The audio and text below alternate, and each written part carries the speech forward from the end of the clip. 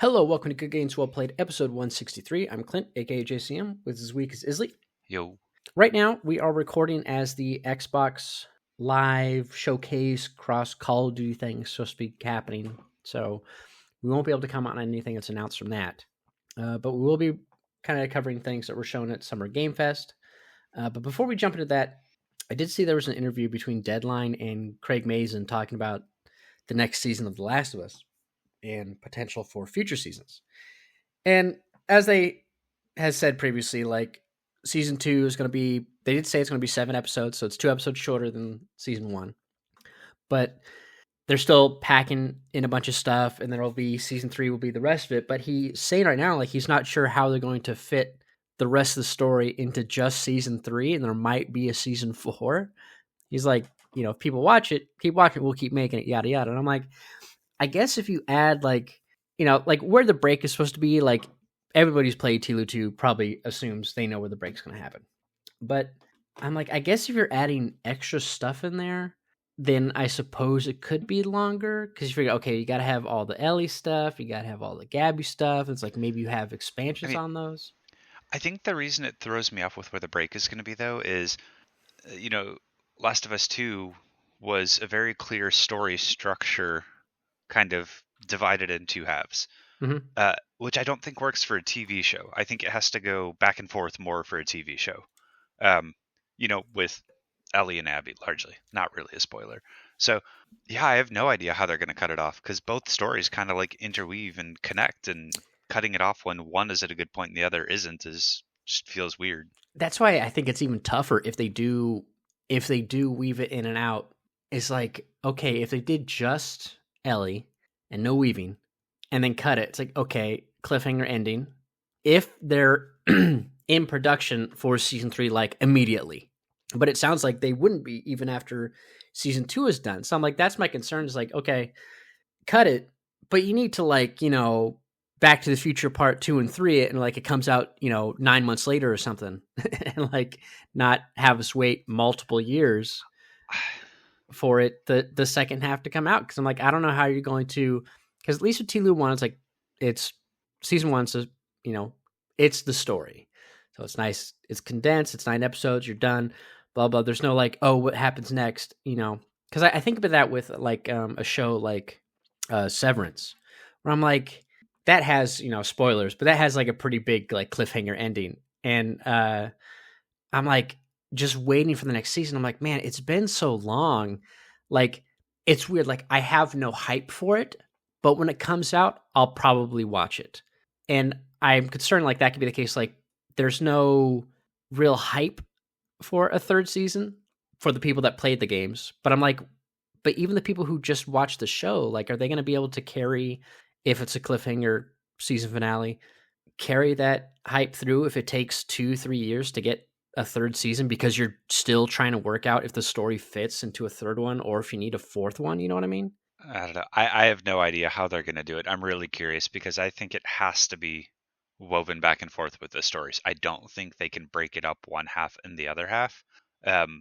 Unless, like you said, I don't know. I think even 9 months would be too long. I think they'd have to come out like 3 or 6 months apart if they were going to do that. But the like the game structure of Last of Us 2 was kind of like an experiment. I can't really think of many games that had that type of narrative structure and the way it was formatted. And I don't think that works well with TV show, because then you're basically saying like, here's one timeline, now let's jump back, and now let's start that timeline over again from a different perspective. But I feel like that could, because you had that long break between seasons, like that could work. Like, oh, it ended with this, and then you start the next one. It's like it opens with that quick cutscene. Like, let's say they have the same line. It gave you an opportunity and you wasted it, and then it just cuts to black, and then it says day 1, and then Seattle, and it's like, okay, I could see that working, because I'm like, yeah, if they interweave it, you got 3 days. What do they do? Cut it off like after the second day? I'm like, that's not really a good point for either story to really cut it. No, it's not.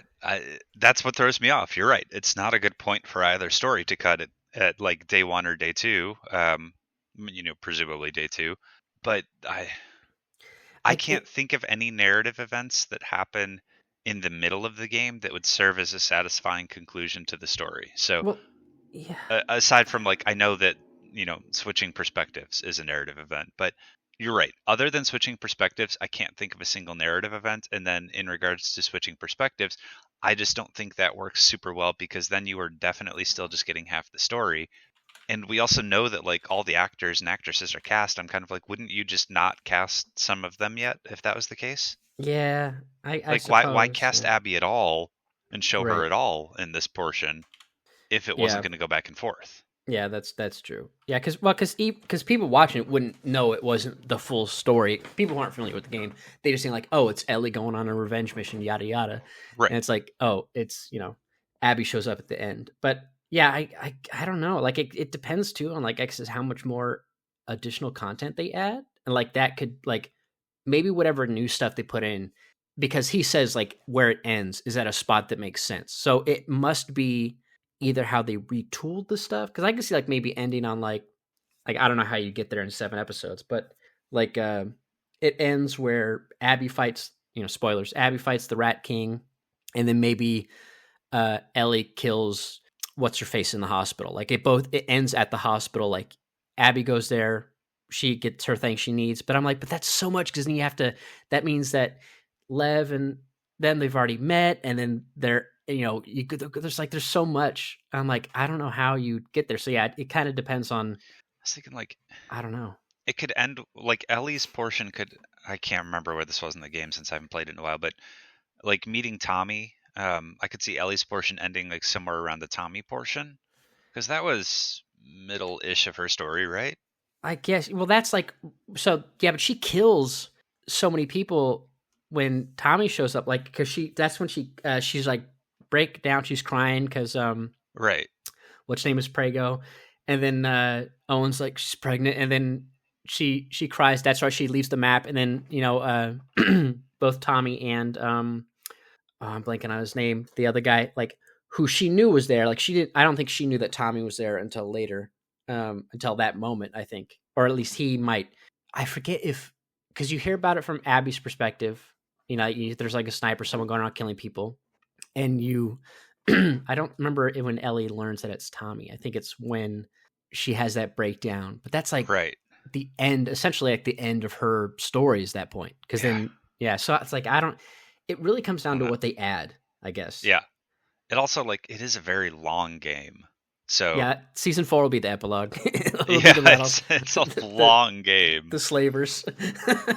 Like season 4 is And 3 then episodes. yeah, dude, yeah, it'll be interesting. I mean, I'll watch it. I enjoyed the first season a lot. Oh yeah. I'm also like I man, even the Rat King, like the Rat King would be such a cool part to have in the and TV show. But I'm sure it'll be one of those things like where I don't need a TLoU 2, and then now it's like, okay, let's see, it comes out, and like I love it. Like I'll play it and I really enjoy it. And it could be one of the things where, like I don't know how they're gonna get it to work, and then it comes out and it's like, oh, they got it to work. Like it, especially like you said, weaving the story. Like we had this conversation previously. Like, yeah, I don't know how you do that, because I feel like you can't do like one episode Ellie, one episode Abby, one episode Ellie, one episode Abby. Especially because like if it's a week to week show, like if people really hate Abby, like because I guess it's go weird. It's like you're gonna open in Jackson, maybe you have a split episode where it's here's Ellie in Jackson, and then you see Abby in the snow. You like before they meet Joel, and then maybe stuff happens at. It's like if it happens at the end of the episode's got to be like an hour and a half long, and then or you do it in episode 2, and then she leaves, and then like what do you follow Abby back to Seattle, or do you show Abby's like how do you weave in Abby's backstory? Like right, do you open with the hospital and it's her there, and then it cuts to Joel telling Tommy the story of what happened like it does at the start of the game, and like that's how you do it. And I'll be really interested to see how they do it. But yeah, I'm like 4 seasons. I'm like, I guess, but like you better shoot them. Like you should have had that shit like locked down pretty quick story wise. But man, because I'm just worried it's going to stretch way too long. Is my only yeah, concern. I don't know. It'll be interesting to see. I, you're right. They definitely could find a way to just combine it, and then you see it actually play out, and you're like, oh yeah, this actually works really well. But I think you're probably right that the most logical conclusion is probably the switch in character perspective. Um, but the other part of that that's going to be challenging is unless they filmed it all at once, like unless everything was actually filmed all at once, there's going to be such a stark contrast with character ages and things. Well, at least like Bella Ramsey's 20, and I assuming the actor who plays, I'm blanking on her name, who plays Abby, is also in her early 20s. So it's like it's not like they'll age a bunch versus like Stranger Things kind of situation. So we don't have to worry too much about that. I mean, even like Bella Ramsey in Game of Thrones versus her now, like she didn't change too much. Like it still looks like her. I mean, that's kind of the case with a lot of the kids in Stranger Things as well. It's just they're taller or their voices change. So I don't think they have to worry too much there. I just think like I'd be worried about scheduling, right? It's like, okay, Pedro, he's like, don't do anything. Well, spoilers, but yes, he'd be fine.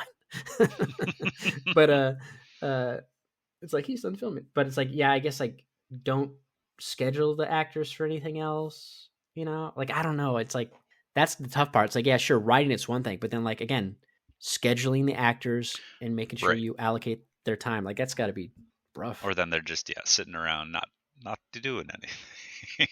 I mean, I'm assuming like much like with it's not like a video game where we're rushing to fix all the stuff to go gold, then it comes out and then we take a break. It's like they're probably going to be like once they're in post production and editing, they're still hammering out those season 3 details. Like, okay, can we fit it into a third season only and not require a fourth?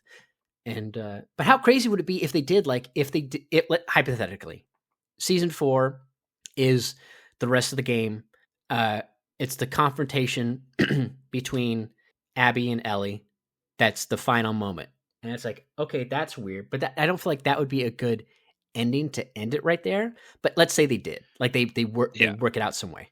Sure. And then like they get back to Jackson or something, and then it just kind of ends. And then like 5 months later, season 4 is like it is the epilogue story. So it's like 3 episodes or something. Can it be like, oh, there's some like that would be so because that would be like 3 episodes. That's more like a British TV show, right? Like they have very short seasons. Like, could that work? Like then you can do, they're at the farm, the kid's older. But then if they do that season, there's not really any story to that season. Like the problem with having an epilogue dedicated as the entire season is if you're watching that as standalone and you're just a regular viewer, you're kind of like, wow, oh, you would never nothing.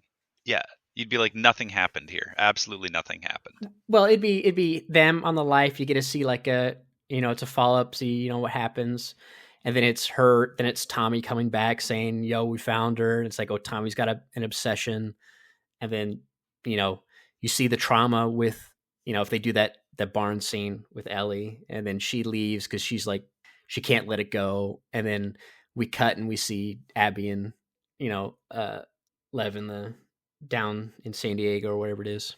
Like you could do a lot of stuff there, I suppose, but I just don't know how you would. I'm just trying to think like again, how would they do if they have to do a 4th season? Why is the 3rd season too long? Where does it end? And what do they do in the 4th? Like, is the 4th then just the confrontation at the theater and then the epilogue stuff?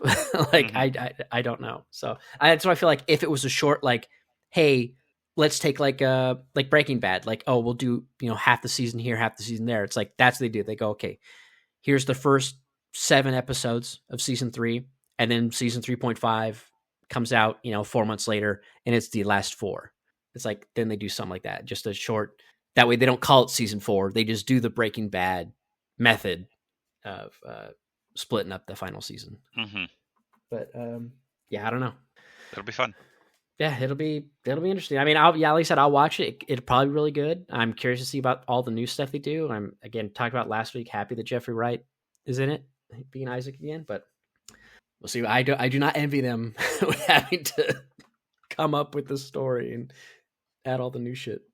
But anyways, and then the only other thing I had before we get into the main topic is that the price listing for Concord showed up on the PlayStation Store, obviously for pre-orders, and it looks like the game is going to be kind of priced at that same Helldivers 2 pricing structure being $40 for the base game and $60 for the collectibles. So it's interesting to see if all their live service games are kind of in that $40 price point, which would make total sense because they're purely multiplayer games. And then like probably, maybe months down the line, they show up on, PlayStation Plus extra tier or something like that. Or, maybe only a few months after launch, like who knows. But yeah, interesting. I mean, it makes sense. Like instead of doing a 60, especially if it's a live service, it's going to have like if they have battle passes and what have you, and little cosmetic things to help, support, obviously for the whales, but for people that just kind of want to support the studio and what have you. So I thought that was interesting. And then, yeah, the main thing this week is the Summer Game Fest that happened. We're not going to cover everything that happened in the show because there was a lot there. It was kind of like, here's a ton of shit. There was no major standouts. Keeley kind of tempered expectations beforehand. Like, there's not going to be like a one more thing, nothing special like that. But which is so funny. We've gotten so conditioned to one more thing, though, and just one more thing. Yeah, but it's also like, that's why I'm really curious what Xbox is going to show. But anyways, the first thing they showed, which is a nice little, and I missed the PlayStation logo at the start of it, is the Lego Horizon Adventures. So I didn't even hear the stinger, like the sound for the Sony PlayStation. And then I just saw like a Lego hot dog. I'm like, oh, it's a Lego game. And then when it popped up Guerrilla Games, I was like, wait, what? And then it's like, bam, Aloy breaks through. Did you not know this was coming ahead of time? No. I talked about it in Discord to you and Zaya. I don't remember this. When did you, was it leaked or? Lego leaked it like a month or something ago because I made the comment in Discord. I was like, man, I really hope with the new Lego Horizon game that we get new actual Lego sets. Oh, see, I must have just thought that you were talking about like Lego, because I know we talked about. Okay, here we go. I hope the Lego Horizon game means more Horizon Legos, and then because see, I saw where was it? Oh yeah, you said that, and then you said the what? And I'm like, it was Herman Hall's first decree as CEO. And then, when have you ever known me pay attention to anything? It's like, LOL, games, toys, leaked Lego Horizon video game, maybe. I guess I blocked it out of my mind because I remember seeing like you got so excited. Well, I just must have like saw it and I'm like, yeah, whatever, and then just blanked out because I had, it wasn't like Horizon 3 or something. So yeah, like it caught me off guard. But yeah, it looked. I mean, it's interesting. It's coming to Switch, but not like Xbox, just Switch and PC. Yeah, I mean, I think it's going to be like obviously a much more family-friendly game. It kind of makes sense on Switch if you're trying to expand your audience, and it felt more like a Minecraft.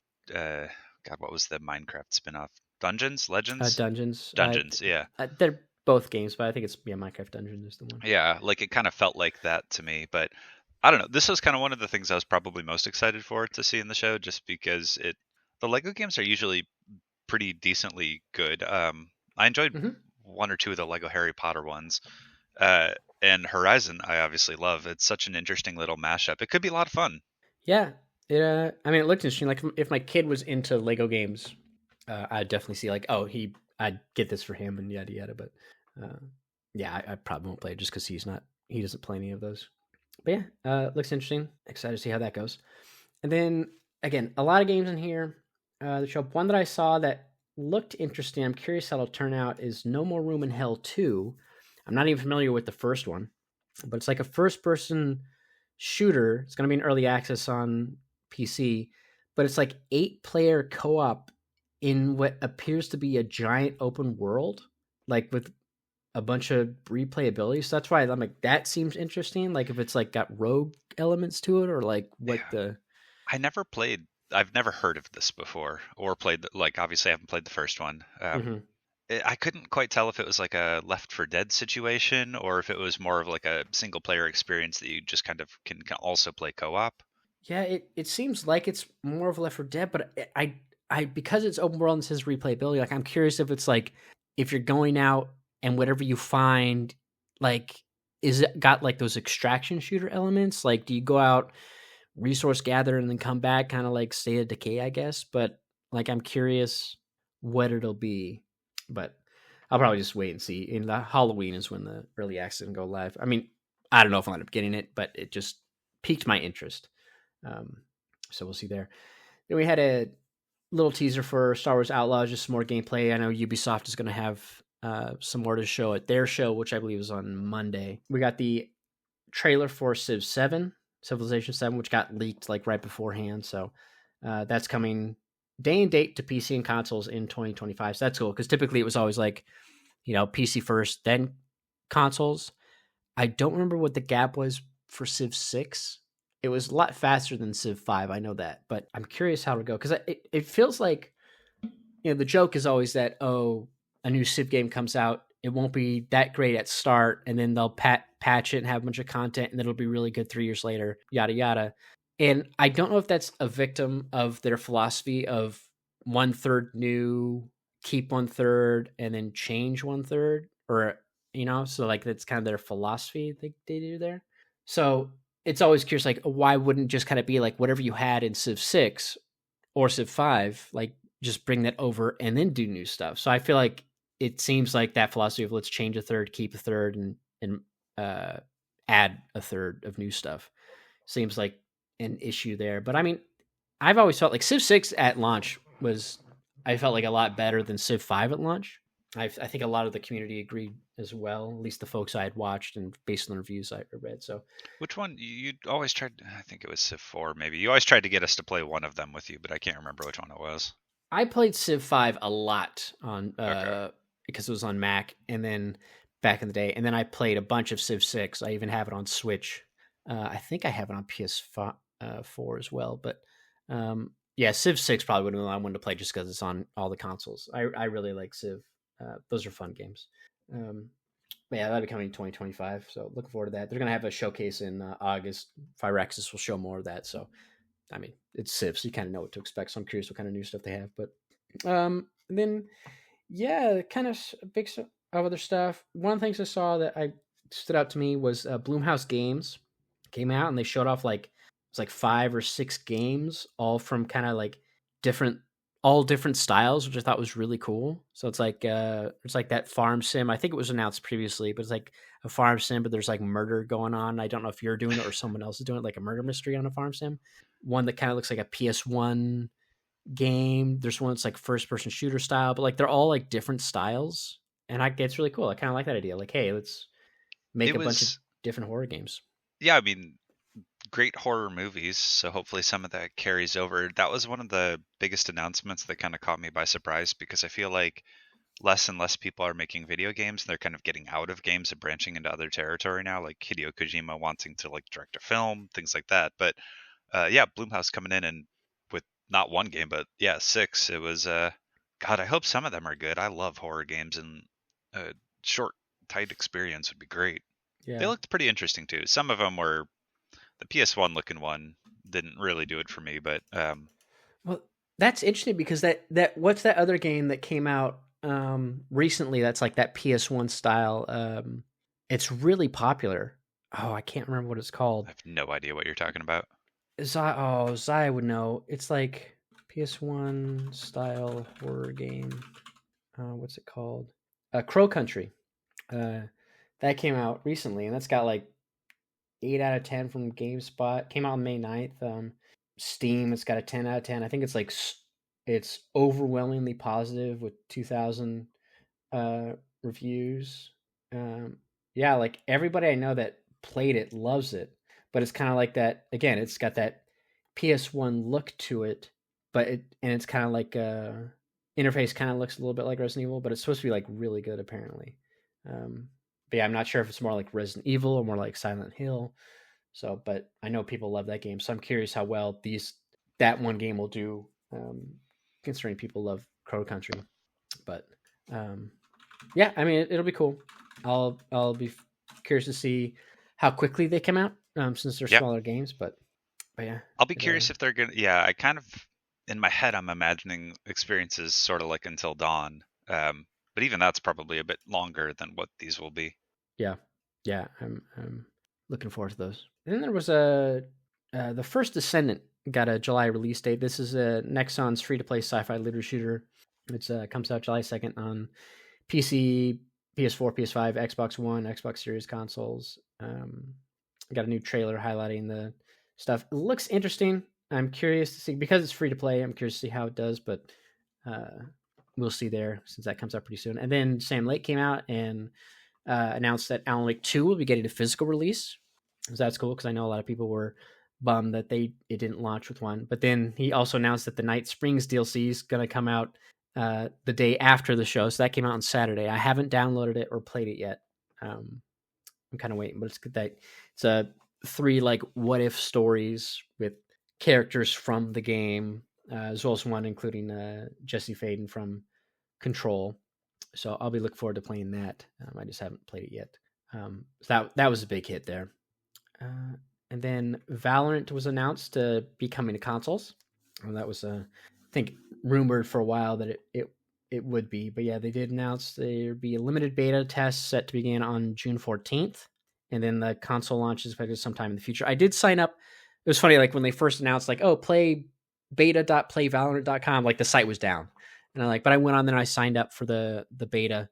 I don't know why, but I was like, I'll sign. Did you play? You played Valorant, didn't No, you? I didn't play Valorant. Okay. But I was like, if it's gonna be on there, my concern is like the way they pitch it was like, oh, come play it and tell us like, how, yada yada, what we need to fix. And I feel like that's something you'd say to PC players to come to play on console, to tell them like, make sure there's parity. So I'm like, I don't want to play the beta against people who are like, but at also this you've point, already made this game. yeah. How much do you really need a beta? Yeah, it's I guess it's just to make sure that I don't know, net code stuff, make sure like it feels good on controller. I mean, it's they're not like, it's the League of Legends studio, so it's not like they've made a ton of console games. So it's like they don't necessarily have that, pedigree of, hey, let's make sure they've only made League and this and whatnot. So I could see like, hey, let's make sure it works. But yeah, I'll be obviously there was another beta I signed up for, but I forget what it was. I signed up for I'll get into it later. But yeah, Valorant coming consoles, that'll be interesting. Curious to see how well it does there, and if it's free to play on PC, isn't it? Valorant, I think so. I think it is, but I don't remember if it released free to play. I just know that it didn't do. Yeah, it's free to play. The best right away. Yeah, it's free to play. I know I think the biggest criticism I see for Valorant is that it lasts too long. Like it's very much Counter-Strike, plant, spike the bomb, yada yada, but just with, people with abilities. So, which sounds interesting, and it is, from what I've seen people play anyways, it seems interesting. But it just seems like I think it takes too long. Like instead of being like, a best of 5 or a best of 7, it's like a best of 20 or something like that. I don't know. It's like it's a crazy amount of rounds you got to play. So it's like if you're getting stomped, then it's like kind of like League of Legends. Like if you're just getting steamrolled, you have to finish the freaking match. And it's like, okay, I'll just sit here for however long, the 40-minute game, and just know we're not going to win. There's no forfeit, whatever. But we'll see how that goes. And then yeah, Innersloth came out, developers of Among Us, and they announced that they are creating a new, essentially, studio called Outer Sloth to help fund indie developers, kind of like a Big Mode. It sounds like, where like, hey, we, Among Us was a huge hit, so we're taking some of that money and we're helping out other smaller indie devs to make their games. I thought that was really cool. They don't sense that there's a Among Us animated series going to be coming out as well. I'm like, okay, that's whatever. But yeah, they showed off a couple indie games. I mean, they're not necessarily my style of games, but it's cool to see that, hey, there's more of these like little initiatives being driven by a developer versus, some publisher or something. So I thought that was cool. Then there was a trailer for Kingdom Come Deliverance 2, which everybody's excited for, which is so weird because I'm like, I feel like there wasn't like, people liked Kingdom Come Deliverance, but I didn't realize it was this popular that people are so excited for Kingdom Come Deliverance 2. I feel like it was really popular for like, it definitely had its moment in the Twitch spotlight, and I know that it was like people did love the game. I just don't think it had a lot of lasting power, because it was kind of like the concept of it was very simple. That makes it sound bad, but I think that the allure kind of wore off from Twitch. But I think it had really dedicated fan base for a long time because Yeah, it was a unique game, and it was one of the first kind of games like that. Yeah, Twitch isn't a really good metric for how successful a Right. game is doing because it's like, you Because know, it dies off quick in terms of popularity, or like popularity of watching it. That doesn't mean that yeah, people don't love it though. unless you're like, it's like if you're not a streamer that only plays one game, it's like, then yeah, you're gonna keep moving on to something else, and and those games can live on in perpetuity. I mean, PUBG's not huge on Twitch. I mean, sometimes it is, but it's like that game's still around. It's like people still playing it, just they don't talk about it that much. Um, but yeah, the then they showed like a gameplay trailer for Slitterhead, which looked interesting. Like I guess you go around That possessing people, that game like is not what I animals. thought it was. I mean, when they first showed the teaser trailer for it, like way back when, I thought it was Mm-hmm. basically like Parasite the Maxim, the game. Yeah. But yeah, now it seems more like some sort of weird action game, some sort of like blood possession game. Kind of reminded me of like Devil May Cry or Ghostwire Tokyo, but also still kind of creepy. I'm cautiously excited about it. It looks really weird though. Are you gonna get it I mean, I wasn't necessarily. or play it?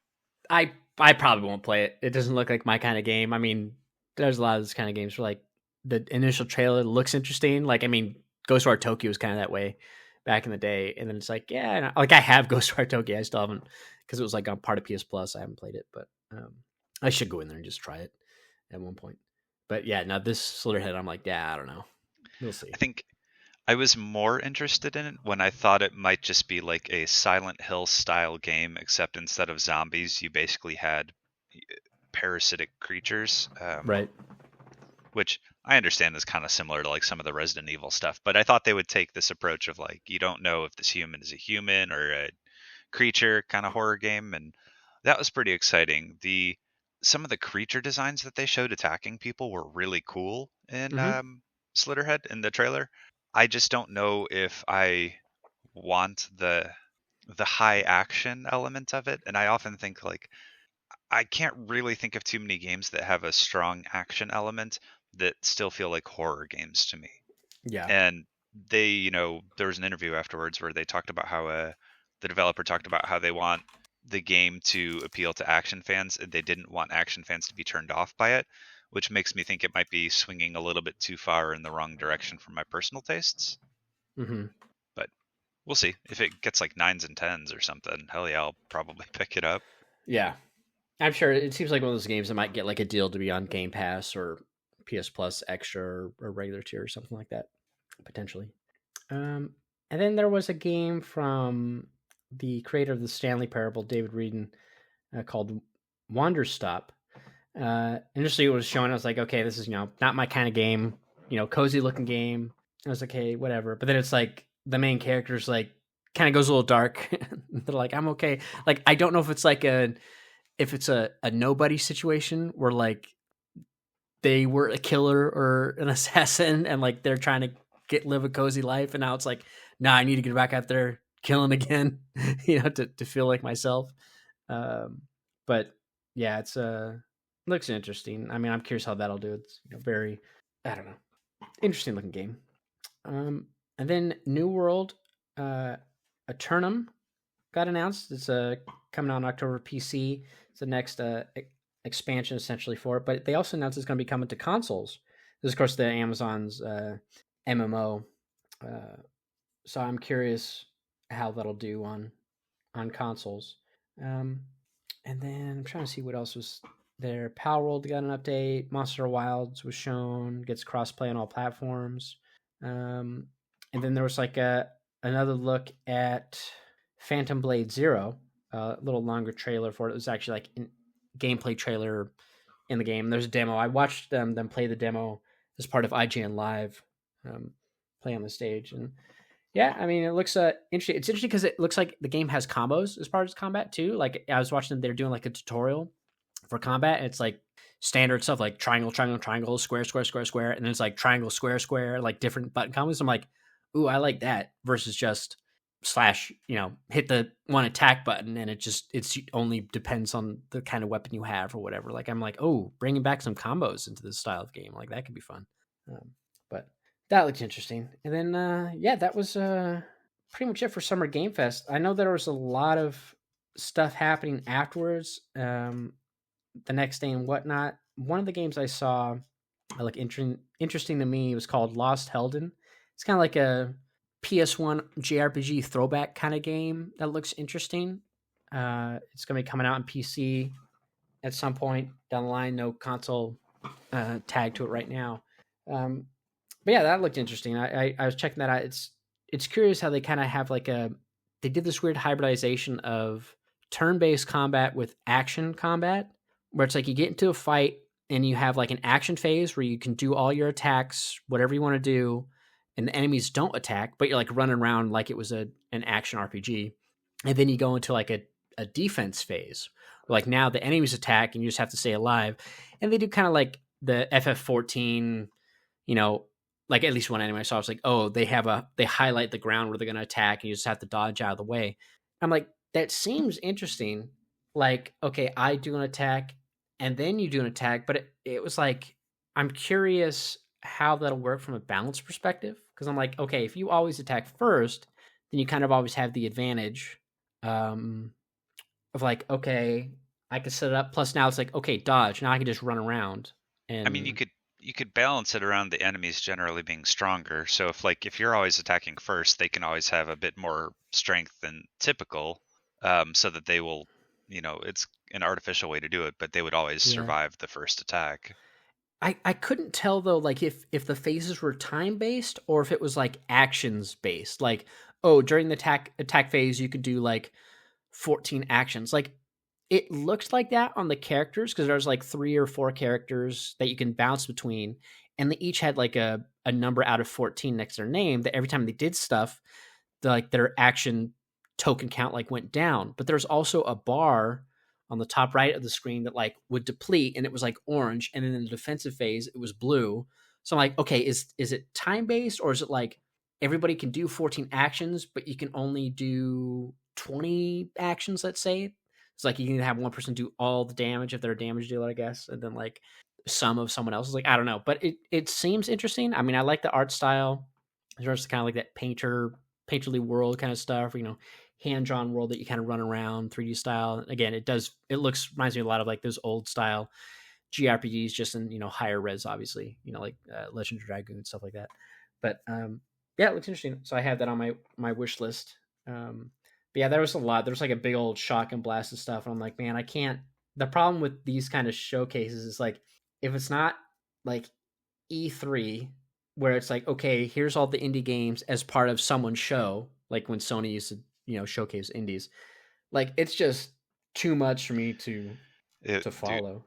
yeah, it was really hard. I missed it live and tried watching all of this stuff after the fact, and I'm like, there are like, I opened a bunch of tabs. So I went to IGN, like opened a bunch of tabs of like things I wanted to check out, and then each of those tabs was like all the things shown at like X Games or X whatever, IGN's commentary, and I'm like, each of these separate tabs has 10 more tabs I need to open. This is too much stuff. Yeah, I need um like just a post, like just a like that's why I like podcasts. I'm like, okay, now this podcast of like 5 people of different tastes can kind of bring to the table like a handful of things that they liked, talk about it, whatever sounds interesting to me, or someone who maybe has Yeah. similar tastes as me, then I go and follow. But like when it's like, oh, here's Summer Game Fest, like watch this, I see them all there. It's like, oh, now here's the indie showcase. Okay, now here's this showcase. Okay, now here's the future video game showcase. I'm like, I'm not tuning into all these, man. Like I can't. Like it's too much. Um, but yeah, it's a lot. So I'm curious to see what else kind of is shown there. I know looking now, I was trying to see if I can go back and look at some of the trailers because again, my YouTube subscription feed was just spammed with a bunch of stuff. Like there's a lot of stuff on Greedfall 2 and whatnot. Um, but yeah, it looks like some announcements from the Xbox showcase. Since we're 49 minutes into their thing now, it's like, yeah, Doom: The Dark Ages was revealed, which was leaked. State of Decay 3 got a new trailer. Looks like they got a new gameplay trailer for South of Midnight. That'll be interesting because I know that's the game like everybody's wondering, like, where the fuck is South of Midnight? Like, you announced this game with a trailer and like it's just been gone, like no word from it. So, and then Yeah, also, it looks like the Xbox one might actually be a decent show to watch. It seems like yeah, there are some cool things. looks like a gameplay trailer for the Metal Gear Solid Delta Snake Eater was shown, so that'll be interesting. So yeah, I'll have to go back and watch that. But yeah, just too much stuff. Yeah, I'm looking forward to the Ubisoft one tomorrow. Just curious what else they'll show. Like I'm really interested in when the next Far Cry game will come out, because Far Cry 6 came out in October 2021 and Far Cry 5 came out in 2018. Oh wow, yeah, it does seem like they should announce or comment on it soon. Yeah, and Far Seems like Cry if they're 4. not releasing it this year, they would at least maybe comment on it Yeah, or Far Cry drop 4 was a. 2014 and 3 came out 2012. So like 2012, 2014, 2018, so it's 4 years. 2021, so it was 3 years. So it's like, okay, we're in 2024, so either you announce it now and it comes out in 2025, because they didn't do an interim Far Cry with 6 like they did with all the other games. You know, they had 3, Blood Dragon 4, what came out between Primal, and then they had 5, and then they had between 5 and they had New Dawn, which was essentially a sequel to 5, and then they had 6, but they had DLC for 6, like a lot of big DLC. And I really like that roguelike mode that they introduced, which I thought the Fractured Worlds, I thought that was really cool. That was fun. So yeah, I'm curious. Like, I feel like you're at the point where like you could tease your Far Cry 7 and then come out in 2025, I guess. But it's like, I feel like if they had a big actor as the villain, if they kept that going, like it would have leaked by now. I mean, if it didn't leak, that's great too, because I hate leaks. It's like I just want to experience it. Yeah, it seems like maybe you'd have it now. Like that would be when you'd announce it. But They could do one of the typical like God, I can't remember what the teaser for Far Cry 5 was really good. yeah, they could. Like I guess if they tease it and they had like a bigger, but I guess if they Like a like they could do a a setting teaser. yeah, like an August thing or something. Like typically they usually have like a teaser and they'll do like a big thing later with like a showcase just for it. But I feel like the forwards have become pretty big now. But because they used to do like the announcements at the E3s and like, hey, here's what, like they might tease it ahead of time with some clips, like Far Cry 5 did that, where they had like these little like vignette pieces, and then they'd have like the big reveal. But yeah, Hmm. I'm curious because it feels like, hey, maybe, but it could be one of those things too. Like 2021, yeah, sure, was when it came out, but maybe COVID, like it's taking a little longer to work on the next one. Like I don't know, but yeah, we'll see. But yeah, I'll have to after this. I'm definitely gonna go back and check out the Xbox showcase and see some of that stuff, and what they had there. Some of those things, but yeah, a lot of stuff shown. Again, nothing huge. The Xbox stuff, a lot of those leaked ahead of time. I'm really curious to see that Metal Gear Solid Delta gameplay. Yeah, I think the biggest one I'm interested in from the Xbox, just because it leaked early and we know it exists, was the Doom Dark Ages one. Just because the Yeah, idea of a Doom in the Middle Ages is so, or like a medieval inspired Doom, and the armor and teaser image that leaked looks so ridiculous. yeah. I never finished the Doom DLC, so I don't know if like, and I know it's got like some story stuff to it. So I don't know, like, is it Yeah, necessary? But I'm like, I don't know if I want to like go back and replay it. Like it's been so long since I played Doom. Like I'd have to put it on like normal or something in order to go and through like because I know it's like pretty m- difficult going. maybe it makes sense in some sort of weird way, but I feel like it's just it's a strange concept for a game that has me pretty excited because of how strange and weird it is. Yeah, like did he get sent back in time at the end of the DLC? Like what Yeah, I don't know. happened? I never played it, but Yeah, so I that yeah. wouldn't explain why the armor is like. Have you seen the teaser image? Like the armor has like spikes all over it and shit, and it's like No, I Doom haven't. armor combined with like I knight haven't seen shining armor. that. No, Okay, it but looks ridiculous in like a yeah, great way.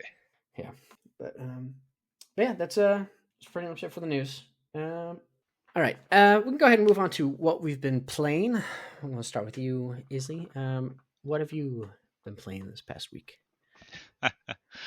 A whole lot of nothing. It's I was been going to a say, yeah.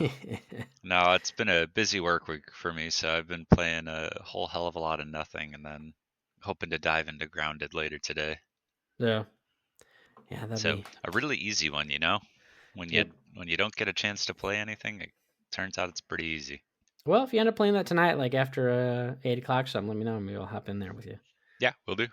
Give it a shot. Did you ever fix out your or fix the PlayStation login thing you're having trouble with? No, I have no idea what it is. So basically, all that happens is when I open Grounded on console, it takes a good 30 minutes to log in, and you can't push any Huh. buttons. You can't cancel the login. It does like an Oof. automatic login into the account.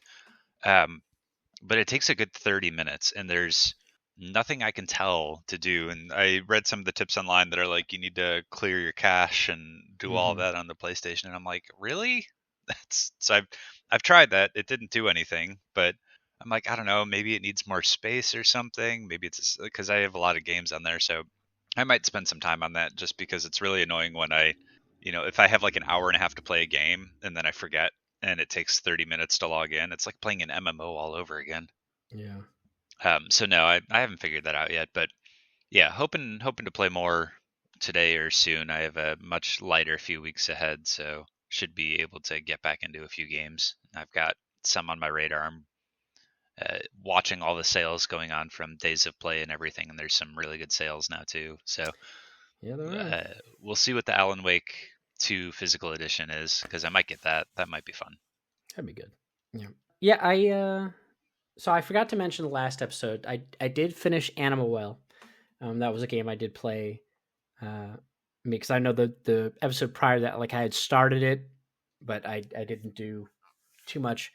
It was funny, like I should have just started a new game when I went into it when I went back to it the second time, because there was a bit where there was a puzzle, and it was like so spoilers, light spoilers for Animal Well. It was like bringing taking that mock disc that you put in to get the frisbee Yep. the first time and then go put it into the other location. Yep. But never went back to that area since the first time I went there, and that's when I kind of stopped playing this right after that. So I completely forgot that whole area existed. Like I just blanked out that entire part of the game for me. So I'm like, what do I do here? And then like I couldn't figure it out for the life of me. So I had to look up. I'm like, I've gone everywhere. I was like, I don't know what to do. And so I'm like, oh, you need the mock disc. And I was like, oh my God, the fucking area I don't go to anymore. I gotta go back there, like, which I would have known had I played this like in order and not done it like, hey, I'll play a bit, stop, and not play it for a while, and then go back in and forgetting everything. So that was annoying. And it was funny, like looking at it, I was curious, like after I got done with the game, like, okay, what is like the correct order for getting items? I don't think Um, there is one. there isn't, but when I look at it, like there's everybody has pretty much the same list. Like, oh, when you get the firecracker, that lets you get the it's either you get the frisbee or you get the firecracker, then you get the bubble wand. I didn't get the bubble wand till like way late. Well, yeah, I mean the firecracker pretty much has to happen first because in order to get Yeah, out of that starting area, you need the firecracker, and right. then after that, I think I moved around a bunch because there are like a series of puzzles right before you get to like the final encounter in each area, and I ended up not finishing some of those puzzles thinking I couldn't do them, and then I would like come back to them later and realize, oh, I actually could have done them. This is the solution. So I ended up like getting all of the tools somewhat early, and then backtracking to do like the final completionist portion of each area.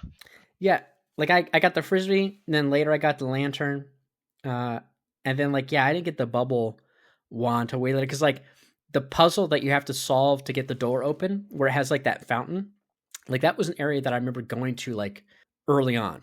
Um, I think in my first playthrough. Um, there's a beep.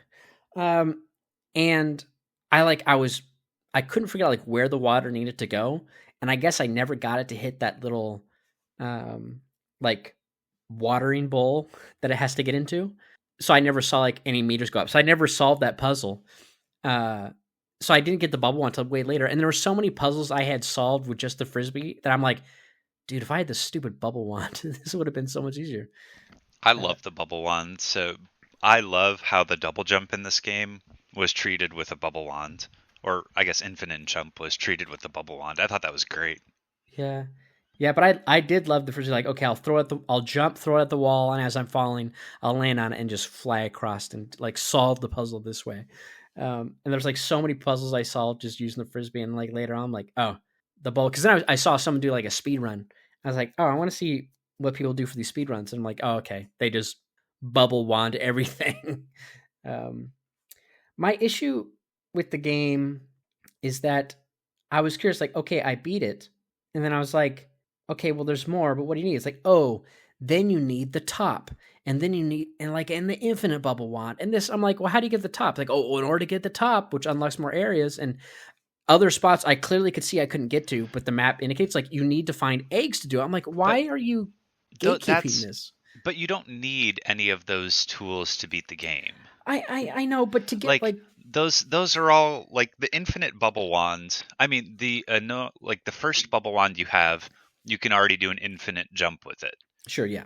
So the only thing that changes with the infinite bubble wand is that the infinite jump, you could just spam the hell out of it instead of having to actually platform and time things. Well, what annoyed me is just like I can tell I have to get. It's like, oh well, in order to get like the real ending, you need to get this item that in order to get, you have to find 36 eggs or whatever to unlock the item to get it to progress to unlock all these other areas in the map. And I was just like, It's how every Metroidvania ever is. I mean, like they all have some level of like, oh, in order to actually beat the game, you need to find the collectible X amount of collectibles. no, but typically it's like you have everything you need to get those collectibles from the base game. Like it was weird to me to play this game where it was like they lock extra, like, because I was like, why are there so many spaces in my inventory that are just empty? And it's like, yeah, oh well, this thing that's hidden behind that unlocks a bunch of other areas to get all the other eggs is locked behind getting the eggs to begin with, instead of giving you the tools up hand to where you could just do it naturally and explore everything in the one go. Like at least like a game like you know, a game like Hollow Knight has like, oh, here's a crazy challenge thing that unlocks some lore. And it's like, okay, you got to be really good. It's like a skill check to get through that section. Like that's fine because you have all the tools you need from playing the game. You just have to skill check yourself to try to get it done. And it was just weird that they locked a bunch of stuff behind the requirement of getting the eggs because I wasn't like actively going out and searching for them. It was just like, oh, but that was always the one thing too. Like when I see an area, I'm like, oh, it's a puzzle how to get over here. Like the reward was always the eggs, and I hated it so much. I was like, damn it. I was like, why isn't there more? Like it's just a stupid egg. Like I solved this really fun little puzzle, and oh, it's an egg. I'm like, ah. But I don't know. I was like, man, I dislike. Because then I was like, if I had gotten the top through regular progression, then I would have at least probably done a lot of stuff. And then it's like, oh, to get this, I had to find the eggs, but I have all the tools now to do it. And it wasn't like find eggs to get another tool to find more eggs. It just gave me those tools up front. I feel like I would have been more incentivized to explore more. Because once I beat it, I was like, because I didn't, I wasn't even that far behind egg wise to get it. Yeah, I mean the eggs are they're pretty easy to find, or a lot. I guess I didn't have an issue with it because the eggs you need to actually get the tools is, I think I found that number of eggs naturally just playing the game like pretty quickly. Um, and then like the top is only used to basically find like you get the top and it's like okay you can find two more eggs with it or something like that. It doesn't unlock anything extra cool. It's like if you go for the completionist, the top lets you find two or three more eggs. Yeah, it opens up some areas though, because I was like curious, like, okay, well, what's the extra stuff? And it's like, okay, we'll use the top does here, and because I was watching like a video that was like, okay, well, what do I need to get it? It's like the top is a requirement, and it's like, okay, what's all the other bonus stuff? And I watched like just a video break now, like, oh, and there's this, you turn into a butterfly or whatever, and you fly this area that's based on the picture in the room, and it leads to this secret thing here, yada yada. It's like, okay, whatever. But it was just like, man, I wish it had given me the tools, and then I would have just gone from there. But yeah, because again, once I beat it, I'm like, I don't really care about going for back to find more eggs. Like, I mean, I did the egg portion. I stopped at the super secret ones that are like what you're describing that are really complicated or required like hours of time. The egg ones, it was just like get the top, find 2 more eggs, get, you know, there's just the unless you are going for the super super secret ending and trying to find all of the rabbits and shit, I did not care. I stopped with that portion. Yeah, I don't know how people figure out, like, because I was curious, like, after you get the warp whistle, I was curious what other codes there were, and then like, oh, this code takes you to a secret bunny. I was like, how would anybody figure this out? It's like, where do you figure out that this would take you here? But I think I found, God, I didn't try super hard. I found like 2 or 3 bunnies on my own. One of them is like probably the same one everyone finds because it's visible on the map and you see it just exploring, and then you get curious of like, how the hell do I get to this? mhm. Um, and then like one of the other ones I found was just because when you use the UV lantern in certain areas, you get codes, and like those parts made sense to Yeah, me. yeah, But some of them are so obtuse, you're just kind of like, what the fuck is this? yeah, yeah. That's yeah, and I just hated when there's parts in the game where I could tell, like, oh, I clearly don't have, like, there's more to this area than what I'm capable of now. But then I complete that area, especially in the later in the game, and then it's like, and then you never go back there, and I'm like, man, and that annoyed me because I'm like, I know there's more here, but I beat the game, and so it wasn't a requirement, and that like really bummed me out. I was like, damn it, and I was like all the cats in the cage or whatever. I was like, there's more here. Some of those bothered me. Some of them definitely didn't. I did like something I really did enjoy about the game is all of the tools you get.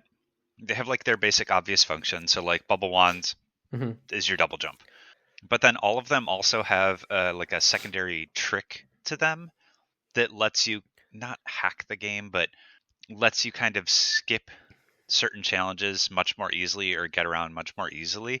And I did like how that was built upon in the game, like the example being the bubble wand again. If you shoot it once, you get your bubble. If you shoot it again, the bubble disappears and you fall.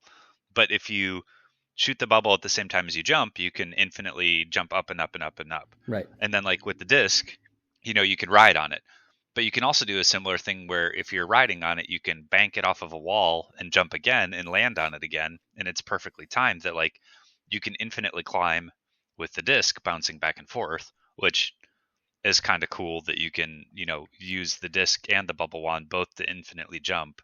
And they all had like fun little things like that. I guess the Slinky doesn't really have anything super weird like that, but I love the creative use of tools in that game, and I did enjoy a Metroidvania that was puzzle focused instead of combat focused far more than I thought I Hmm. would. Yeah, that was a lot of fun. Yeah, I like the. There's like one room was like a gauntlet where it's like, okay, you have to drop the slinky, but then you got to go down and use. You have to use the frisbee, but then you have to quickly bounce back up with the bubble wand to get up to the top to hit another switch. Like that was fun. Like little stuff like that. Like there was definitely some fun puzzles, and I remember like accidentally finding out you can ride on top of the frisbee, and like when I had that moment, Yeah, I was like, oh, it was like pretty early on too. It's like this unlocks a whole world of possibilities. yeah. But yeah, It I it was a very creative game. I also enjoyed that it was short. I mean, it was a pretty mhm. like bite-sized experience, which was kind of nice. Yeah. Yeah. I definitely had some fun with it. I wish I had found the bubble wand earlier. That would have made some of the puzzles I did later on where I used the frisbee to do it, like would have cut down the time if I had just had the bubble wand. Uh, but, but yeah, definitely a fun game. Again, I just wish I could have had access to, like, I'm fine with like secret stuff, like, oh, if you go here and you do this thing in a room, something special happens, or like you sneak up on all the squirrels, you can steal the nut from them, stuff like that. Like that's fine. But it's like I just wish you had given me the tools to have the opportunity to Sure. of self discovery beforehand, not locking it behind needing to find the Yeah. eggs. Yeah. Um, but um, but yeah, The it was fun. self I'll just say like the self-discovery in the game, I did enjoy it a lot. Like I was teasing Zai at one point because she was mentioning that she was like taking photos of the map to mark where things are. And I was like, Hmm. oh, so you haven't found the stamp of the pen yet, which lets you mark up the map and literally draw on the map in game. And obviously it's like clunky to write Oh, things on the this map. so But clunky. yeah, like clunky to write things on the map. But like the stamp tool, I was kind of like, this is great. You could stamp chests, you can stamp other symbols.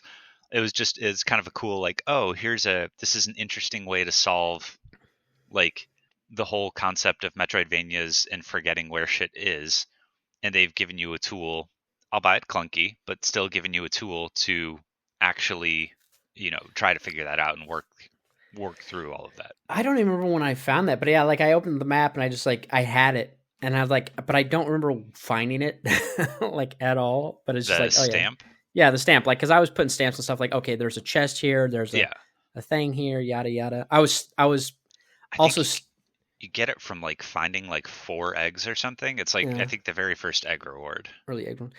Man, when how long did it take you to figure out the warp code to get back to the warp room itself from anywhere? Like, did you? Oh, um, God, I don't know. I got the flute. Didn't really understand what the flute did. I found a lot of the like warp heads and realized that if you played anything at an altar, like it opened a head, and I was like, okay, so this is fast travel. It's like I have to find Mhm. all the heads, and then I can like wander over there and there. And I think I just like eventually came back to the room and saw the fish shooting out water or something. Yeah, popping out of the water. Yeah, it. Yeah, and I tried it, but it wasn't quick. I mean, I definitely had the flute for longer than I realized what it actually was useful for. Aside from secrets, I did not realize it was a Uh, warp tool for a while. yeah, yeah. Like I I must have like I forget the first warp that opened for me. I I forgot you had to go stand by the altar in the room with the head and play it to unlock it. Like I must have just done it by accident the first time because I Right. kept on like, man, here's the fish head, here's this thing, and I'm like, I couldn't figure out how to get them to work, and then it was like I saw because like the altars are kind of like in the background. Yeah. They feel like so like that took forever, but yeah, like I was like when I got down that room in the bottom, like the fish is jumping like up, looking up, and then looking down, left, right, or whatever it was. Like, I'm like, this is something. Like, why is the fish jumping the same pattern every time? Like, there's something to this. Like, it was Yeah. so like this means something, but it took a while to figure it out later. Yeah, it wasn't quick. It was probably like I left, I came back, had no idea what the hell was going on, and then eventually I was like, "Oh, I had one of those like, "Oh, I'm an idiot. It's playing music or something." And then I tried it and it worked and I'm like, "Yep, Yeah, I cool." think there's like a room. I don't know if it's in the warp room or whether, but there's like a room where it has the numbers in the background. Like Yeah. up is 1, and then 2, 3, or 4, like all that. And I must like it was pretty late in the game by the time I think it was after I got the bubble wand, which is Right. annoying because there's like so many times like where I had one of the warp areas unlocked, and so I always just like, okay, I'll just have to go. I'll go here, run to the room, and then I can go, there. But it was like it. I was like, man, I wish I had figured this out earlier in the game and remembered how to unlock each of the fast Yeah. travel shortcuts I sooner. mean, But that's part of what makes it fun though with like a Metroidvania though, right? Is the like satisfaction of like when it finally clicks and you actually understand what you were supposed to be doing. yeah, Usually, I hope, I mean, if a game is designed well, it gives you that sense of satisfaction where you're like, "Ah, damn, this is cool. Like I'm glad I figured this out now." yeah, yeah, yeah, good game. And then yeah, just still working on my towards my Liza P platinum. I just have to beat the game to get it because I two of the quests I forgot to do, or I didn't do like after I beat the game the first time to complete because they're like you have to after you beat them with the best ending, you go back, you don't start a new game, you go back to the hotel, and like that's how you complete two of the quests there. So I didn't do those two things, so I have to get back to that point again.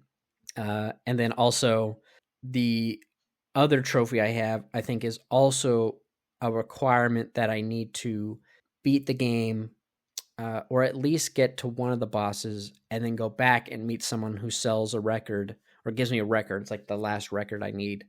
And I got to go like quickly listen to him to get that trophy. But it's like those three trophies I have, but they're like all contingent on me beating the game again.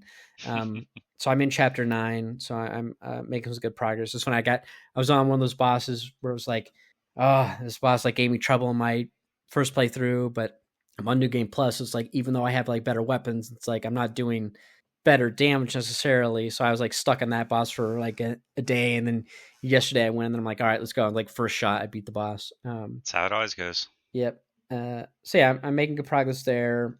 I'm now on like a mini boss I got to deal with, and then I think it should be a pretty straight shot to the end of the game because yeah, beating the last 3 bosses should be easy.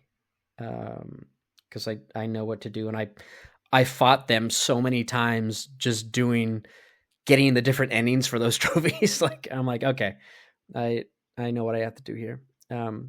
So those will be easy. But yeah, I just have to like get through those areas. I think I'll probably just like speed run through the zones and unlock the shortcuts, and not just take it, step by step. Like when I replayed it the first time to get back to that one point when I talked about a couple episodes ago, like I kind of just like ran through areas. I didn't really fight anything. Mm-hmm. I still got like to the same level I was, which was nice. So I'm thinking I'll probably just do that right. I know it's around every corner. I'll just run, get to there. Because it's like at this point, it's kind of like the levels don't really matter in New Game Plus. It's like you're not getting more damage, stats by leveling up your stuff. And it's just like, okay. So yeah, I'll do that. But yeah, I went and I was like, oh, I'm curious, Elden Ring DLC coming up. I won't be able to play right away because I'll be out of town. But I was like, all right, well, let's see where my Elden Ring thing is. I think I did NG Plus on Elden Ring when I beat it. So I loaded it up and I was like, yep, I did do NG Plus. I'm like, all right, well, I guess I'll just have to find a way to speed run getting to that portion. But I did like the first boss, if you go the actual path towards the castle. Mm-hmm. I was like, all right, do that first boss. And it was like, right when I get in there, I was like, oh man, like Liza P is like definitely made this, at least the way I was playing Elden Ring, I was like, I can't play. Like I beat the boss, but it was just like, it was like having to dodge all the time and blocking not being the same mechanic. And it was just like, I guess I'm just going to have to get a shield and just do that as a stopgap and just parry everybody, because I'm like, I'm so it's used just to throwing you off now. Yeah, it's like I've spent so much time in Liza P that I'm like, man. And then so I went back in and I downloaded Sekiro, and I forgot like you have to change the language in the main menu. You can't change it in the game. I was like, why is everybody speaking Japanese? But I started playing Sekiro, and I was like, okay, let's play this. And like, yeah, I just kind of got getting through, and like, oh yeah, it's got the blocking, all that stuff I love from Liza P. Like, I'm curious if I replayed all of Sekiro, like, how easy would that be strictly from just playing Liza P? Obviously, there are some differences with having to counter like a thrust or a swipe attack. Right.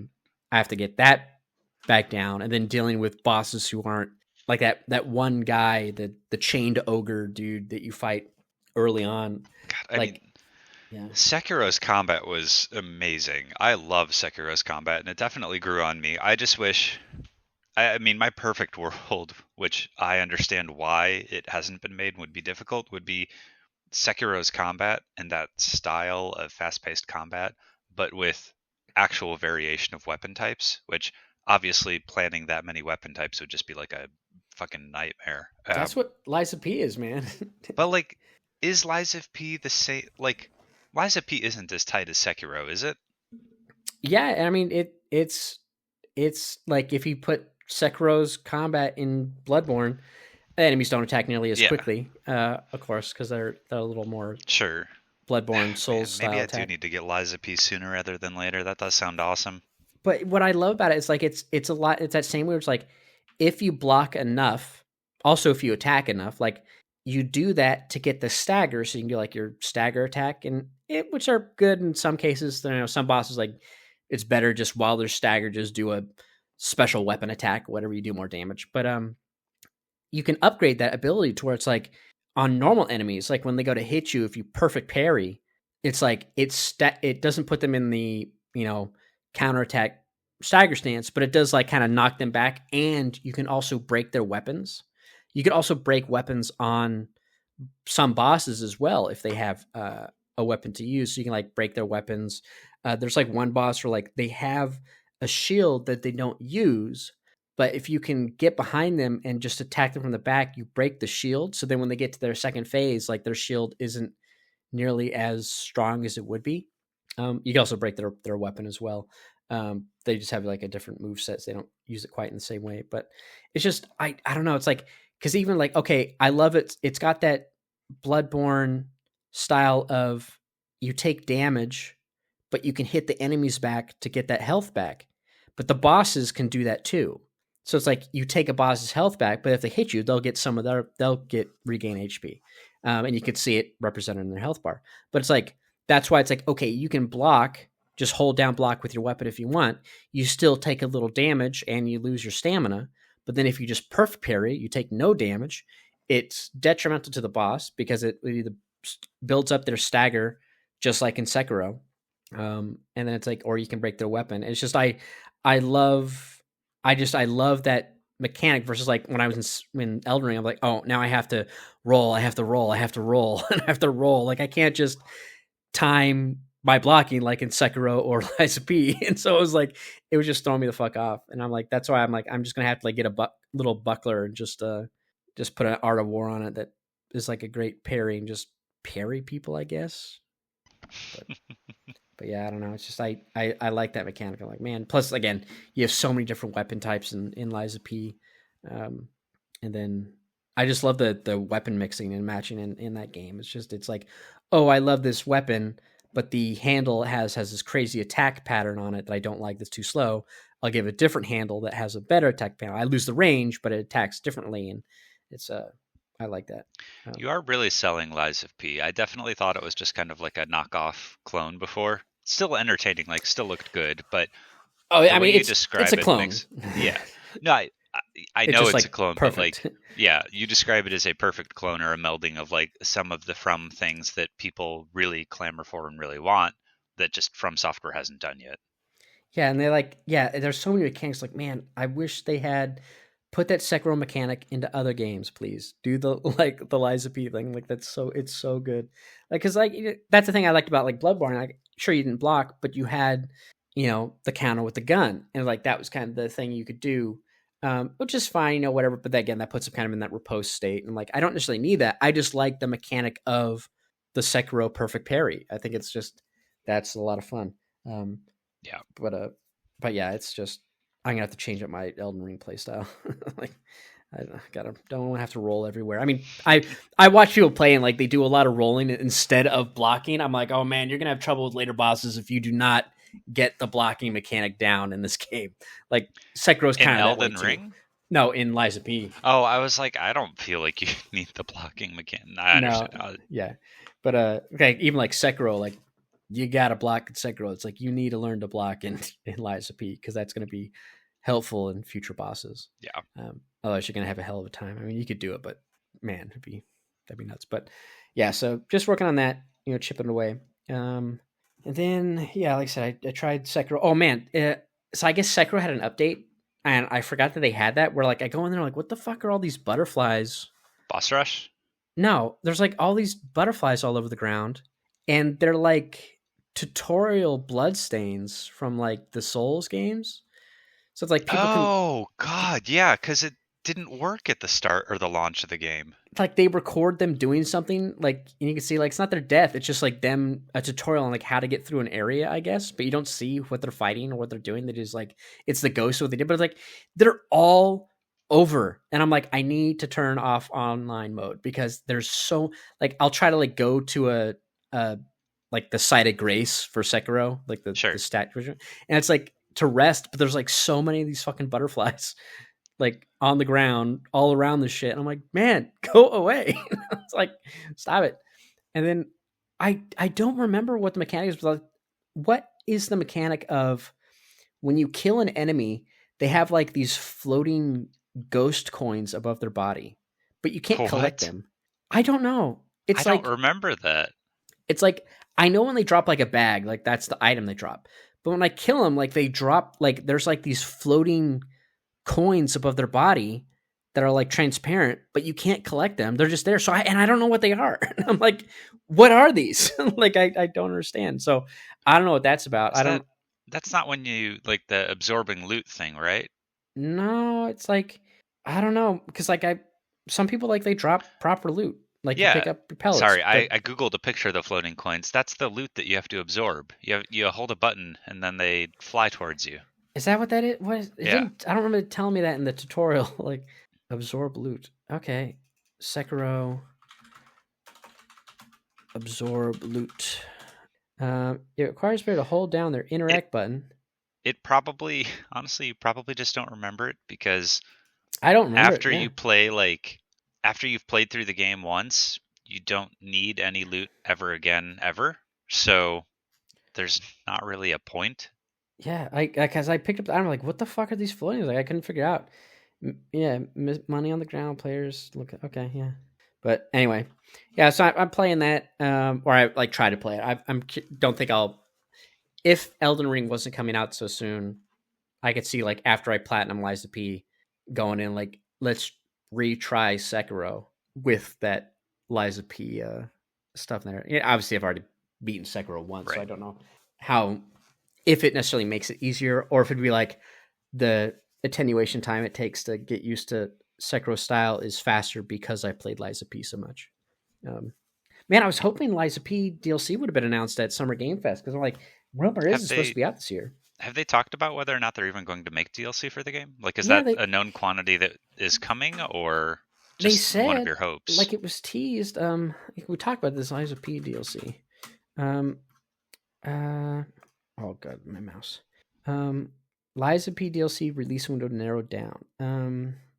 Recently revealed Liza P information from its developer and publishers shed more light on the release window for the game's upcoming DLC expansion. And this is from an article from Game Rant on May 17th of this year. Let's see. The Souls-like retelling of Pinocchio, yada, yada, yada. Less than 2 months after the game's release, game director Chao Jinwan, probably mispronouncing that, revealed in a director's letter video on YouTube that Liza P DLC expansion was already in the works and that it was the top priority in development team. However, details of it haven't been released. Blah blah blah. New pipeline. But yeah, it's there's supposed to be DLC, and then no news on a sequel. But yeah, it's supposed to be DLC. That's why I was talking about like what they teased at the end. I'm like, I Yeah. guess that could be the DLC, but Oh yeah. I mean, that'll be cool. I didn't realize Liza P was thinking about that, but that'd be fun. yeah, I mean sequel too. I'd be really curious to see if they stick with the same world or if they go to something else because the stuff they set up in there. Like, Yeah, we did talk about that before about how the hell would they make a sequel for Liza P when it's more of a more character driven than like From games, which are, well, you don't really play a specific main character in any From game. I think it could be like God of War, like moving out from the Pinocchio pantheon, essentially like fairy tale to That another that would area, honestly be awesome. and that's what I think it would be, based on stuff at the end. But if based on the good ending, and they probably just pick it like that'd be the canonical ending, potentially. But yeah, I don't know. I would like some more stuff there, but yeah, that's what I've been playing. I keep slowly chipping away at Last Train Home. I go in there, like play like a mission. I had this one mission where like the Reds had destroyed like these bridges. I was in this town, and it's like I had to get this objective. It's like, oh, they keep destroying these little bridges of the river, and there's like one path, and there's like these two machine gunners on the bridge. I'm like, well, this is just certain death if I run down this bridge. And they're both like have their cones of vision, or like seeing the whole thing. I'm like, I can't get there, and like I got to the point where like I could sneak one guy up and shank this one guy with his machine gun, and like, okay, I got that one out, but the other one I can't get, and I was stuck in this part, and I couldn't figure out like how do I get past this because I have no more grenades because there was like a fence on one side of the other gunner. It was like if I had a grenade, I could throw it over the fence and kill this guy, but I had no more grenades, and the snipers they like the range of the gunner, the machine gun nest is like beyond the range of the snipers. I'm like, I can't snipe them. And it's like I couldn't figure it out. I'm like, I guess I could just run in and just take the damage, but someone's probably gonna die. And I don't want to have that happen. But then I realized like, oh, what if I do this? So I ran someone instead of sneaking, I just had them run on the other side of the fence, and that causes the machine gunner to be like, what was that noise? And like face that direction because they can hear someone over there, but they stay on the gun. And because that they turned. So I'm like, oh, this is perfect. And I just ran around, shanked them. And I was like, great. So that was fun. But yeah, I'm curious. I'm curious if I'll be able to finish the playthrough. I'm not playing like hard mode or anything, but I'm curious. Like, did I make any mistakes early on that are going to cause me to have problems later on? Is is the game hard enough that it's the type of game where you do need to play perfectly early on, or does it? Because like a lot of games have some kind of built-in balance thing where unless you're playing on a really hard mode, you can still make it. Yeah, I mean, I'm only playing on normal because it's like a totally different style of game than I usually play. I mean, it has a lot of mechanics and stuff I like, just all again, I'm just not sure how they balance it. So I just have it on normal. So I'm sure there's a lot of like, oh, if you didn't, upgrade the bunks in your train to be warmer when you get to the cold region, you could still survive. You maybe have more time to upgrade them quickly. It's like, oh, did you gather enough resources? Like at one point, I think I might have run out of coal, or I was almost going to run out of coal, but like I was able to get some more. Like I'm sure there's like, yeah, on harder difficulties, like you need to min max. Like, oh, like I didn't upgrade my bunks to hold more soldiers early on. So like there's one mission where like I find a bunch of other soldiers, but I couldn't take them all because I didn't have enough space. But I didn't know that was coming. So it's like, okay, on another playthrough, I'd make sure to upgrade my bunk so I can take them all. Um, and then there's also like a point where it's like, oh, you can add an extra cart to your train, but you only have enough money to like pick one. Do you want the medic? Do you want the research? Do you want the, this one, yada, yada. And I was like, well, I went with I think I picked the research train. And it's like, maybe there's a way to get enough money to get two train carts, or when there's another train cart station that you can buy one at later on, get more money there. Cause it seems like it's a lot of money. So I'm like, I'm curious how you would get enough money. Like, what do you need to sell stuff you have that you're not using to kind of get that coin to buy it? But like, I'm sure it'll be very, like, I mean, Frostpunk, like if you play on normal, is very forgiving if you make mistakes and whatnot. You just might die at the very end because maybe you didn't, stock up enough food or upgrade your Steam core enough. I mean, speaking of Frostpunk, like there's been a ton of like previews and stuff for Frostpunk 2, but I'm trying to like ignore them because I don't want to know anything about the game. I kind of want to go in blind to my first playthrough. And I was going to say they talked about that at the fest, but I didn't comment on it because I know you play Frostpunk. Yeah. It's like I don't want to know anything extra. I just want to play it and get to these. Like, and if I fail, I fail. I don't care. But I'll worry about min maxing. Like, when I was trying to keep doing I was replaying that recently. I was doing like a hard run of that on the main stream. Like, this is where you really kind of gotta min max, and like, the scenarios are kind of going to happen the same way. So you do these as like the best routes. I haven't gone back to the Thaumaturge yet. I just haven't been in the mood to go back to that. I'm not super far in there. I think I got like through the tutorial area and got to play some more of that. And then I hopped into I talked about hopping into Sons of the Forest a while ago, but I haven't gone back to that. But and haven't really played much more of X Defiant since that. I thought about downloading the finals because they announced a DLC for that at the Summer Game Fest. But I don't know about that. Might not get into that right away. I don't know if I want to play two shooters at the same time. And then, yeah, a lot I of don't know stuff. how you can play so many games at the same time. I feel like I just get distracted or something. Like I need to stick with one, or I will never finish a game. The problem is like I'm not feeling like nothing is really like pulling me in. Like I want to finish my Dirge run, but I'm not really feeling like playing that right now. Yeah. I want to finish Last Train Home, but it's kind of like I take my time. Like, okay, I'm not in the mode for that. Thaumaturge, X Defiant, and then like really right now, like I'm in my I want to play multiplayer, Yeah. but I don't have like I thought about downloading, or actually I did transfer it from my external is Fortnite. I was like, well, maybe I could just play like solo no build in ranked and just play that for bitches to get kind of that fix of get into a quick match. Like I'd love to. I went on to like a looking for a group kind of subreddit to see like, okay, who's looking for like friends to play games with that are like not necessarily sweats or whatever.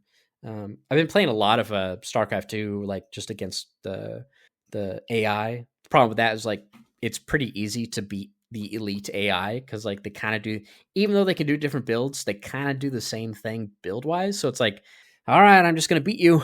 Like I'm not gonna lose to the AI, but I should play ladder. But I'm like, I don't know. I feel like I don't know if I want to go through that. Got to turn off chat or something. But yeah, I just really want to play like multiplayer stuff. Like I'd love to play like X Defiant multiplayer or Apex or anything enshroud or not enshrouded, but grounded. Kind of like just. I know I saw that Content Warning like sold like 2.2 million units or something since it launched, and I think there's supposed to be like a console version probably coming uh, or in the works apparently. But like, I want to play multiplayer, man. Like I need like that social. Like, I'm a very introverted person, but I'm like I really want that social aspect of gaming. Just what I miss the most. It's like, man, I think about like the heyday of Fortnite or when Apex Legends first came out and shit like that. Just having fun playing nothing but those online games. It was like peak, or playing Battlefield 4 back in the day, or Battlefield 1. Man, we really need I mean, we'll play Grounded, but I'm trying to think of like multiplayer games that interest me nowadays, and unfortunately, the one that I keep thinking of is like, damn, I'm upset the Division one was canceled because that would have been great. Yeah, I mean, I get they could always like maybe they'll announce like a Division 3 or something. Like I'm maybe they'll only do mainline Division games, but And like, I was curious about the Last of Us game because it sounded like it was expanding into like a Division style game, but that was obviously canceled as well. man, if you had like, I don't know if it's ever been super cheap on sale like it was when I bought it on for PS5, but yeah, like Division 2 was a lot of fun. Like even that, like it's just doing the co-op, not even doing the Dark Zone or the multiplayer, but like it's just a fun. I just always really enjoyed. I played the shit out of the Division 2. I mean, I played a lot of Division 1. Like that, man. Division 1 peak like when that first came out, and just going in there with some. I had like a team in that we'd go in the Dark Zone and just fuck around and kill other players, and then go get a big old bounty and go hide in a building. Like that shit was so fun. Um, but yeah, just man, last was multiplayer back in the day. That's fun. Like there's just so many multiplayer games I could see playing, but like I'd want at least 3 people for a lot of them. Yeah, To usually to avoid vote kicking, but uh, that would just be a man, ton of fun. the Last of Us multiplayer was so fun until like pre-hackers. I love the Last of Us multiplayer. Yeah, yeah, but yeah, there's so much I'd like to like. My cousin's trying to get me to play Destiny 2, and I'm just like, Dude, that's not the right one to get back into. yeah, I'm like, there's so much content I haven't seen. Well, I know you that. can't see it now. I mean, so Well, much yeah, of the content gets sunsetted now that you won't really ever like you can catch up. I mean, you can still do the content and stuff. It just you'll never get the exact same experience as what it was previously. yeah, yep. Uh, anyways, man, I have like a treadmill, a little like foldable one, and I lost the remote in the move when I moved into my new place like last year. And then I got a replacement. And then I lost a replacement again. So like I had to order another replacement, but I forgot the replacement doesn't come with a battery. So I was like today I was like, "Oh, let's use the treadmill." And then I opened up like there's no fucking battery in here. Like, damn it, I have to buy a battery. Um just get that shit off Amazon, so I have to do that. So that bummed me out. But I uh I found this channel on YouTube. It popped up in like my shorts feed. It's like someone who makes like meal prep videos, usually like high protein, lower calorie meal prep um, stuff. And there's this one recipe I saw where it's like a chicken penne recipe, and I've been making it for like the past like 3-4 weeks, uh, and I really like it. It's like you just you know dice up chicken into cubes, fry it up, cook your penne, and then take chicken out. Then you and the penne or the chicken itself, you do let's see, salt, paprika, parsley. He does say crushed red peppers. I started initially doing the crushed red peppers on the chicken, uh, and all that. But the problem is like then when you cook it, like the red peppers are gonna smoke up your house, and you're committing a war crime by gassing your apartment. So I stopped doing that. So then the after you take the chicken out, then you pour some of the penne water with some low fat milk, cream cheese, and shredded mozzarella into the pan and like simmer it to like get like your sauce. And I started after that first week. I was like, I'll just put the red peppers in the sauce because then it's like that'll just simmer up. They won't burn and smoke at the place. And then once that gets nice and thick, then you just pour in your penne and your chicken and spread it out. Usually make like 4 servings, and it's been fantastic. I've been loving that dish. I've been making it like again past couple weeks, really good. What's that channel called? I'll go ahead and shout him out. Let me look up he's got a lot of recipes. Looking like, this looks really good. I should make it. So I bought a bunch of stuff just so I can have it on hand in case I actually want to make in the future. But it is You should called, send that. I was gonna say send that recipe my way. yeah. I've Is been this the really one? into trying to make like healthier and more fun backpacking meals lately. So I found a fun pad thai one where you just basically like they make. Have you ever had the peanut butter powder? Yeah, PP Fit. Yeah, it's Yeah. great. Yeah, I bought it, and I used to mix up the peanut butter flavor one with like my chocolate muscle milk, Yeah, add in there, and then eventually I would get the chocolate PB Fit and put that in like my oatmeal with like my frozen berries and do that, and that was really good. yeah. Um, So making pad thai with that, you get the true lime powdered lime, and then you get the powdered peanut butter. Mix them together, and then just have like dehydrated, or not even dehydrated, just like noodles and just either dehydrated veggies or normal veggies, and just cook them all together. Add some boiling water, and it's been a great meal for camping. yeah, yeah. Jalal Sam Fit is the YouTube. He has a ton of recipes on his like, and it's nice because they're YouTube shorts, so it's like it's under a minute. The Nowadays I'm always like, okay, I'll forget like how many milliliters of water and milk is it again? And I'll be Hmm. like, go back and watch him like, oh, wait, which what which one? Like especially like I know I always have it right, but I'm always like doubting myself. Like, okay, let's double Yeah. check it, make sure I'm doing it right. But yeah, it's I've been making that like every week. I hate how long it takes to thicken the sauce though. I'm like, man, this shit takes so long. but but yeah, it's real good. And then yeah, that's I'm trying to see if I had any other notes that I took down, but I think that's it. Yeah, the Sekiro, Lies B, and Chicken Penne. But yeah, I gotta definitely want to try out some of his other stuff, but I'm liking what he has there just because it's again so easy to do. Yeah. Good to go, man. I bought a UPS a while back, the uninterrupted power supply for my. Cause we had a power outage like a way back, and I was like, you know what, I'm gonna get one for my network. That way, the internet doesn't go down when the power goes out. I bought one. I like, okay, I'll just buy this low capacity one because I thought it'd be good enough. But then the other day we had the power go out for like quite a while. It was out from like 5 to 11. I don't think PG&E figured out what the problem was. I don't know if they didn't report what it was, at least after they fixed it, but it was out for like a prolonged amount of time. It's like Hmm. my UPS wasn't going to last nearly that long, but so I'm looking to think about getting like a much bigger UPS for the network, and then maybe just keep. I also need to buy like some backup battery banks for like charging stuff because it'd be great for just travel as well, um, just as a emergency. Um, Such a like bougie thing to buy. Yeah, well, I know Zaya always gets them for like this Nintendo Switch, like if you're flying somewhere or No, uh, no, not the. I love oh, the the power banks. UPS. The UPS itself. Well, I mean, it's great. Like if the internet lines went down at the same time as the power, like it'd be different. But like I'm not going to use it for like, oh, I need to keep my computer on or whatever. Like I'll probably Right, plug in my PC into the big one if I buy a bigger right, one, just so I could shut it down properly. But like, I mean, my laptop is always going to be on. It's like, okay, it'd be nice because the problem we had was like the kid like wants to watch videos, and I only had enough time to like download like a couple videos on right, YouTube before the UPS went out. right. And it's like, okay, bud, you can watch these, but he doesn't know. He's like, okay, change the video. I was like, there's no more videos, man. It's This like, is it. You're and then done. the power goes out. I'm like, you can't watch TV. And then, like the oldest can't do much. I'm like, you just playing your Switch, man, do something. But it's like, at least having internet, especially because like the downside too is like, I don't know if it's a cell tower situation or just the density of people in the area, but like trying to use just regular LTE cell service without the internet right where I'm at is like super slow. Even though you have like full bars, like it's like it gets bogged down, especially when the power's out. Then it's like everybody, that's all they have. So we're all pinging the same fucking location at the same time, Right. So it's like it'd be nice to be like my wife was trying to order off DoorDash, but like none of the apps would load because I guess they require like so much. One, they want to know like we want to know your location, and like and that shit just is takes up a bunch of bandwidth to try to figure out.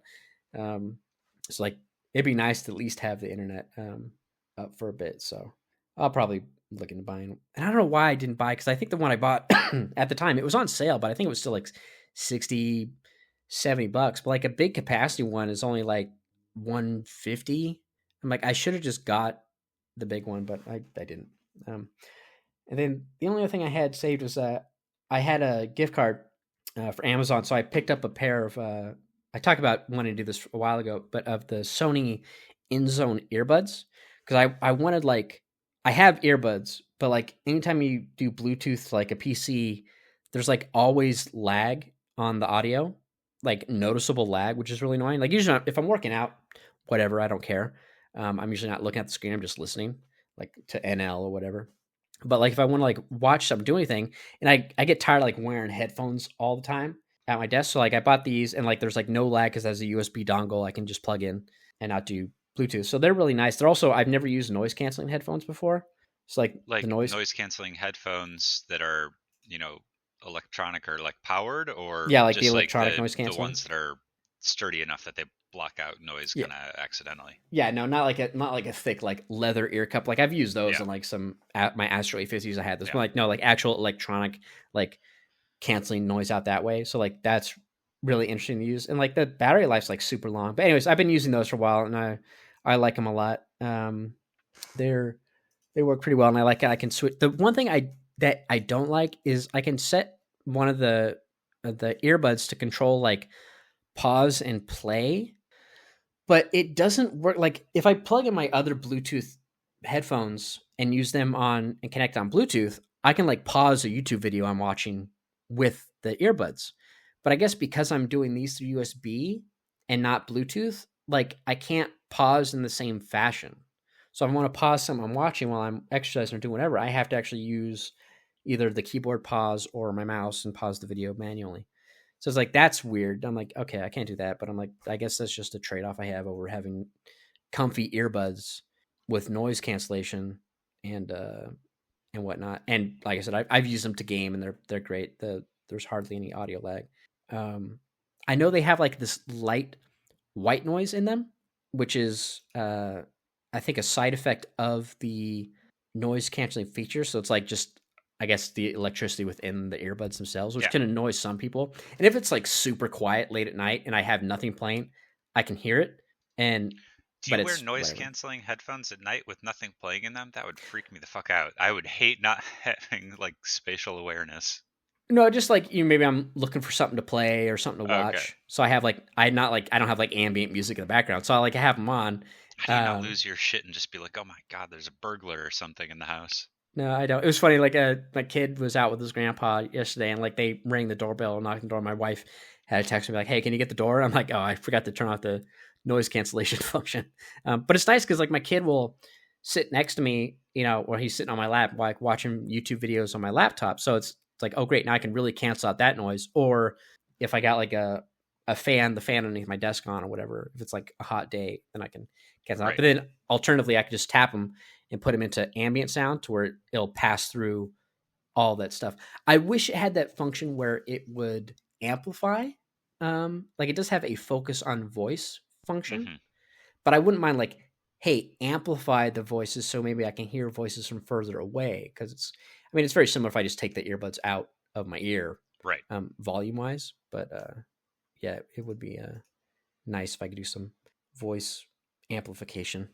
But yeah, I like them. Like I said, the battery life is great. Like they last a long time. I did have a weird pairing issue where like they weren't pairing with my PC. I had to like reset them the other day. I don't know what that was about. I don't know if like I think maybe they didn't charge all the way because I like the case was out of power. Like I don't know what the problem was. So I just had to reboot them. That was a little weird. But other than that, I really like them. They do have the same like take pictures of your ears and do the Sony spatial audio thing if I wanted, but I haven't done that yet. So Take pictures of your ears. yeah, I remember Mark Cerny always I talked about that back in the Yeah, day. But I just the yeah, God, I was reading the new thing that Apple AirPods do, of that Apple patented some technology so that their AirPods can read your like your brainwaves or something.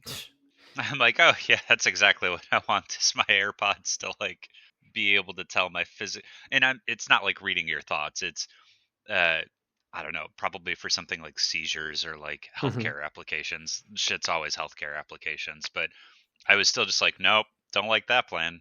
yeah, but yeah, the only times I just have to like sign up and on an account. I'm like, I don't want to make another account. I don't really care. I'll just keep it as it is.